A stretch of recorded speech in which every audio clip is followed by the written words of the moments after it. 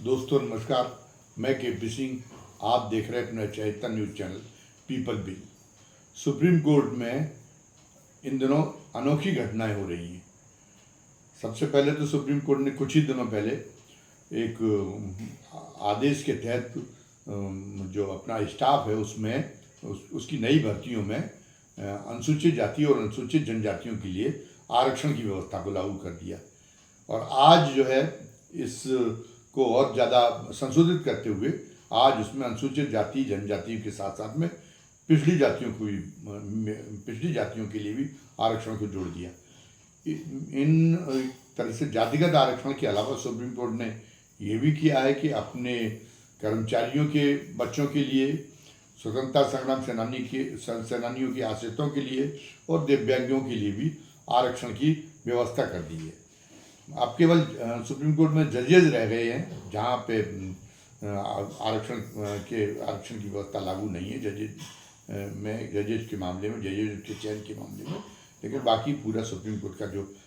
Staff का ढांचा है उसमें आरक्षण के प्रावधान लागू हो गए। और नहीं है आरक्षण के प्रावधान अभी जजेज में, फिर भी सुप्रीम कोर्ट में जो उस समय प्रधान न्यायाधीश हैं गवई साहब, वो अनुसूचित जाति के हैं, वो दलित हैं। हालांकि उनके फैसले में कोई दलित होने के कारण किसी किस्म का कोई पूर्वाग्रह कभी भी नज़र नहीं आता। हमने इसको अनोखा कदम इसलिए बताया कि एक उल्टी गंगा बहाने की कल्पना लोग संजोए हुए थे जब ये भारतीय जनता पार्टी की सरकार सत्ता में आई थी। क्योंकि भारतीय जनता पार्टी की सरकार, भारतीय जनता पार्टी में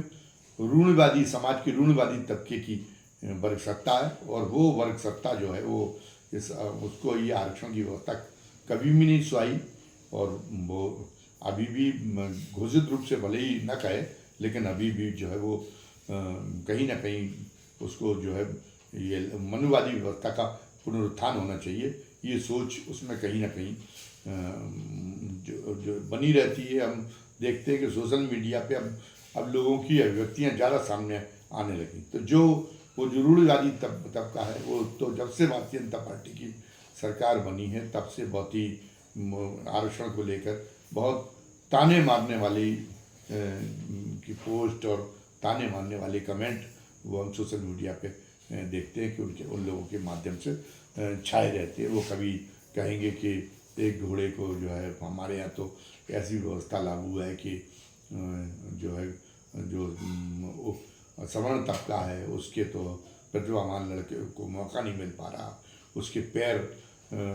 पैरों में जंजीरें बांध दी गई हैं और क्या कहा जा रहा है कि वो दौड़ में आगे निकल जाए। इस जंग का तमाम सारा विलाप उसके अंदर देखा जाता है, आक्रोश आरक्षण की व्यवस्था के अंतर्गत देखा जाता है। और वो पहले दिन से ही वो इसलिए माहौल बना रहे थे कि उन्हें पूरी उम्मीद थी कि हमारी जो सत्ता आई है केंद्र में और उसके बाद अधिकतम राज्यों में भी उसका विस्तार हो चुका है, तो ये सत्ता उसको आरक्षण व्यवस्था को निष्प्रभावी कर देगी और फिर जो है वही पूर्ववत व्यवस्था लागू हो जाएगी। सरकारी सारी नौकरियों पे हमारा कब्जा हो जाएगा, जो केवल जिनसे जीवन यापन नहीं होता है बल्कि जिनसे जो है समाज के संचालन के सूत्र भी जिनसे आते, व्यवस्था के संचालन के सूत्र भी जिनके कारण हाथ में आते, तो ये सपना सजोए हुए थे। और इसके वशीभूत होकर संघ प्रमुख मोहन भागवत ने जब भारतीय जनता पार्टी जब मोदी सरकार सत्ता में आई थी और उसके बाद बिहार विधानसभा में जब चुनाव हो गए थे तो उन्होंने आरक्षण की समीक्षा करके एक जो है फेंका था, एक कंकड़ फेंका था। वो देकर ये टटोलने के लिए कि इसका क्या असर होता है, लेकिन वो उस तबके को बहुत ही इस मामले में बहुत ही भयभीत हो जाना पड़ा जब बिहार विधानसभा के चुनाव में जो शोषित और अन्याय का शिकार जो लोग थे उन अन्याय शिकार के वर्गों ने एक अपनी अधिकार चेतना के लिए जबरदस्त आग्रह दिखाया और उसका नतीजा ये हुआ कि बिहार विधानसभा के उस समय के चुनाव में भारतीय जनता पार्टी को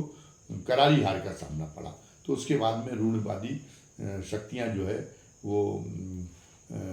सहम गई थी और लेकिन फिर भी इरादे ख़त्म नहीं हुए थे। इस बीच में सरकार के ऊपर फिर भी दबाव जारी रहा तो मोदी की सरकार ने ये किया कि वो उसमें गरीबी के आधार पर आरक्षण की व्यवस्था का लॉलीपॉप उन रूढ़िवादी शक्तियों को थमाया कि चलिए उसकी वजह से उनको कुछ संतोष मिल जाए कि आपको भी आरक्षण मिल रहा है। हालांकि वो आरक्षण की अब जो पोल खुल रही है उससे ये साबित हो रहा है कि अगर उस तबके में, जो रूढ़िवादी तबके में अगर जो न्याय भावना हो तो वो इस जो गरीबों के लिए जो आरक्षण की व्यवस्था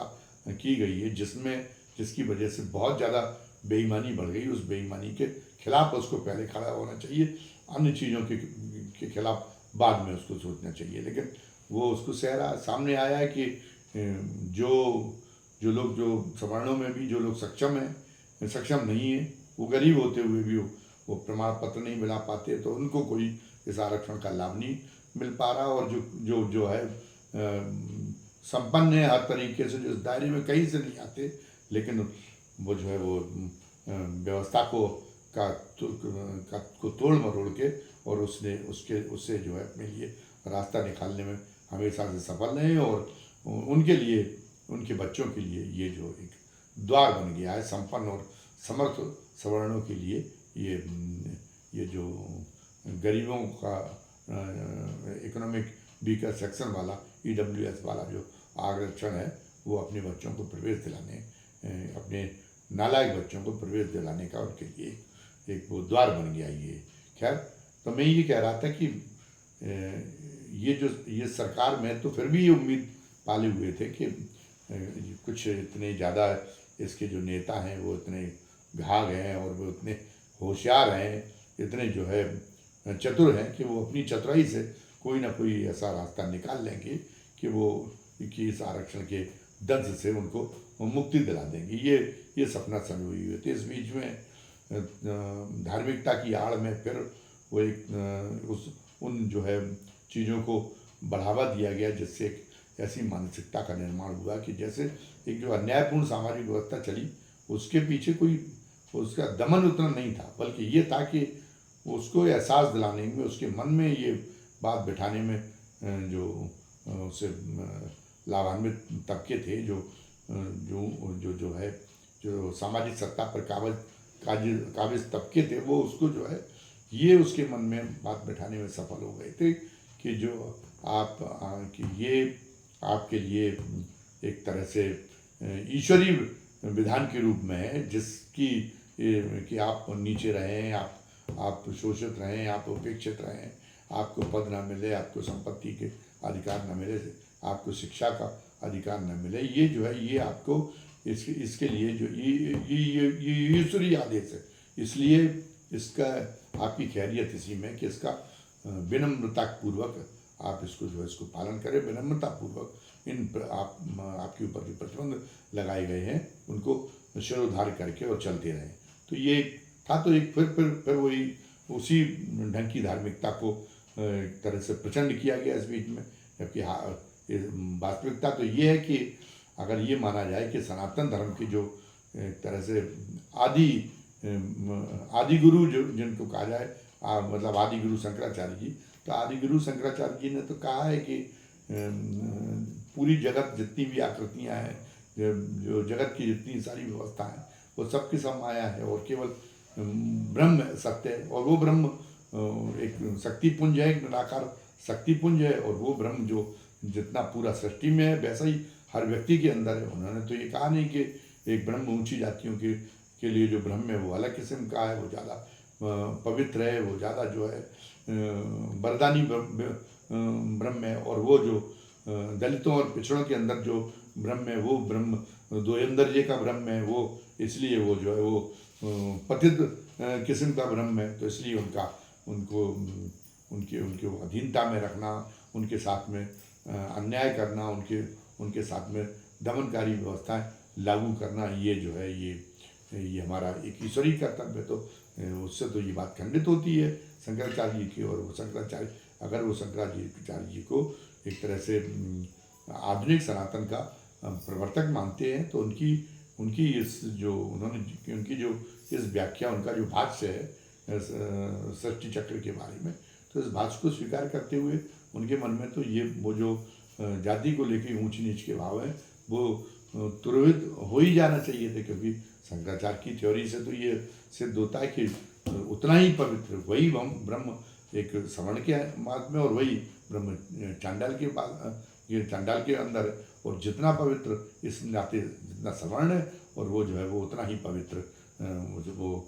चांडाल भी है, क्योंकि दोनों के अंदर तो वही ब्रह्म है, वही जो जिसको कहा जाए कि ईश्वर है। स्वामी विवेकानंद की भी ये रूढ़वादी शक्तियाँ बड़ी अभ्यर्थना करती हैं और उनको भी बहुत ही ये जताती हैं कि उनको जो है उनके उनके लिए उनके मन में बहुत मान्यता है। उनके जो उन्होंने शिकागो में सर्वधर्म सम्मेलन में जिस ढंग से सनातन धर्म की एक पताका को फहराया था, तो वो मानते हैं कि वो जो है बहुत ही उनका गौरव की अनुभूति करने वाले व्यक्तित्व हैं, तो इसलिए उन पर गर्व किया जाना चाहिए। हालांकि ये बात दूसरी है कि जब स्वामी विवेकानंद भी जब वहाँ से शिकागो से वापस लौट कर आए थे तो उन पर भी हमला बोला गया था, इसलिए क्योंकि उन्होंने शूद्रों के और वेदों के बारे में वहाँ कुछ कैसे बोला और उनको अपमानित करने की कोशिश की गई थी स्वामी विवेकानंद की जो है वो, इसलिए स्वामी विवेकानंद को उससे अपने उन हमलों से अपना बचाव करना बहुत ही कठिन हो गया था उस समय पे। लेकिन बाद में उनकी विराटता के आगे नतमस्तक हुए, ये दूसरी बात है। लेकिन ये स्थिति ये बताती है कि हमारी सोच में कितनी विकृति है और कितनी अगर ईश्वर विरोधी है, कितनी धर्म विरोधी ये सोच है। तो हम जिक्र उस बात का कर रहे थे कि इसलिए जो उनके साथ में सामाजिक अन्याय हुआ, उस सामाजिक अन्याय की एक का औचित्य है कि आप उस सामाजिक अन्याय का निवारण हो, इसके लिए ज़रूरी है कि उनको विशेष अवसर दिए जाएं, ताकि हमारी संविधान का जो समता, स्वतंत्रता और बंधुत्व का जो संकल्प है, जो मूल संविधान में क्या है, बाकी तो संविधान में सारे नियम है, नियम तो भारत संघ अधिनियम के सब नियम है। लोग कहते हैं कि नहीं, संविधान में तो कांग्रेस की सरकार में या विपक्ष की सरकारों में इतने संशोधन हो गए, अब जो है और इसलिए भारतीय जनता पार्टी पर क्यों आरोप लगाया जा रहा है कि वो संविधान बदलना चाहती है। इन्होंने 104 संशोधन कर दिए उसमें, और हमने तो उतने संशोधन किए नहीं। बात नियमों के संशोधन की नहीं है, बात उद्देश्य की है, संविधान के मर्म की है। संविधान के मर्म में है समानता, स्वतंत्रता और बंधुत्व की विचारधारा पर आधारित समाज निर्माण की। ये काम होना चाहिए। इसके लिए अगर परिस्थितियाँ बदल जाती तो नियम बदल सकते हैं, और इससे ज़्यादा और कारगर के नियम लाए जा सकते। तो नियमों में संशोधन माने संविधान को बदलना नहीं होता, जो एक बहुत ही चालाकी के साथ में दोनों को एक स्तर पर रख दिया जाता है कि नियमों में जो संशोधन हुआ। लोग तो इस बात के लिए, जो पिछली बार भारतीय जनता पार्टी के खिलाफ संविधान बदलने की बात को लेके जो असंतोष हुआ और जिसकी हमें जो है परिणति एक बहुत कमज़ोर भारतीय जनता पार्टी को मिली, कमज़ोर जनादेश के रूप में देखने को मिली, तो वो लोग जो है उस पर आघात नहीं होना चाहिए। जो संविधान का मूल संदेश है, जो संविधान की आत्मा है, उसको कहेंगे कि अगर आप अपनी निष्ठा प्रदर्शित करते रहते हैं तो नियम बदलने के लिए आप कितने भी संशोधित कर लें, लोग आशंकित नहीं होंगे, विचलित नहीं होंगे, और उसके में अगर आप प्रयास करेंगे उसमें बदलाव का तो फिर होगा। तो कहने का मतलब है कि जहाँ ये कल्पना की जा रही थी कि भारतीय जनता पार्टी के सत्ता में आने से रूढ़वादी शक्तियों ने जब ये सोच बैठा था कि भारतीय जनता पार्टी का सत्ता में आना उनकी विजय है, और इसलिए वो फिर एक जो है समय गति का जो चक्र है उसके पहिए उल्टे घुमा देंगे। ये है कि ये जो सुप्रीम कोर्ट का में जो आरक्षण की व्यवस्था स्टाफ के अंदर लागू की गई, ये इस बात का ये उनकी गलतफहमी का कि निवारण की दिशा में उसकी निवारण की दिशा में जो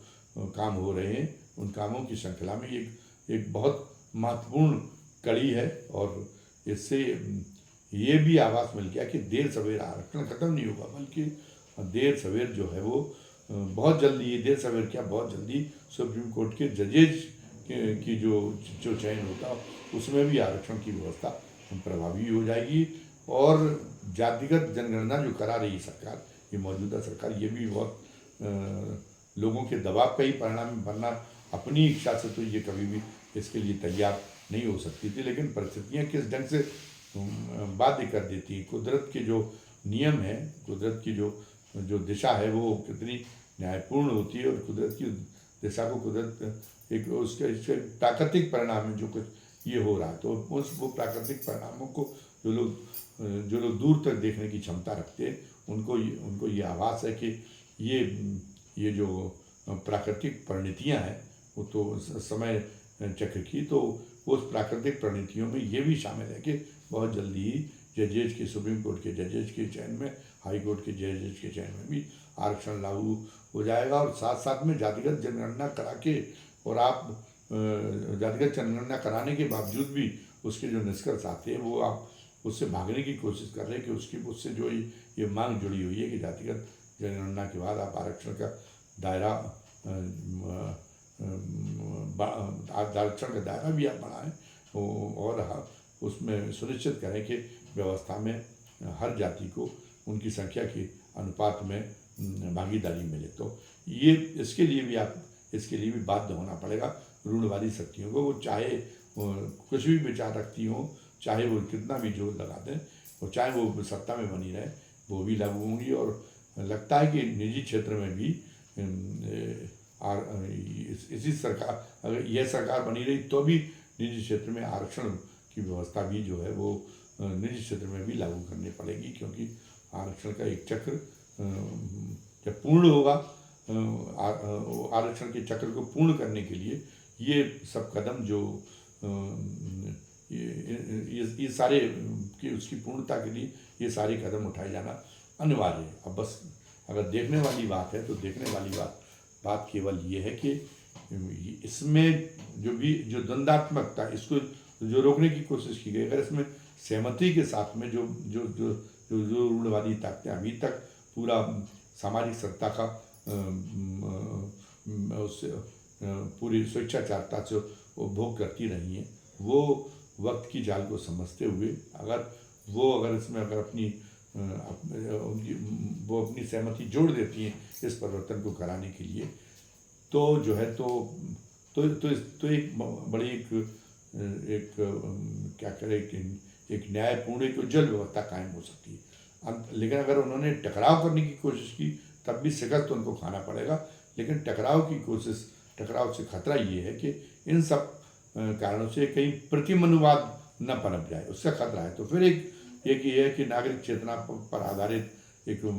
मजबूत देश बने, एक सुसंगठित देश बने, एक स्थिर देश बने। ये सारे परिवर्तनों के साथ में जो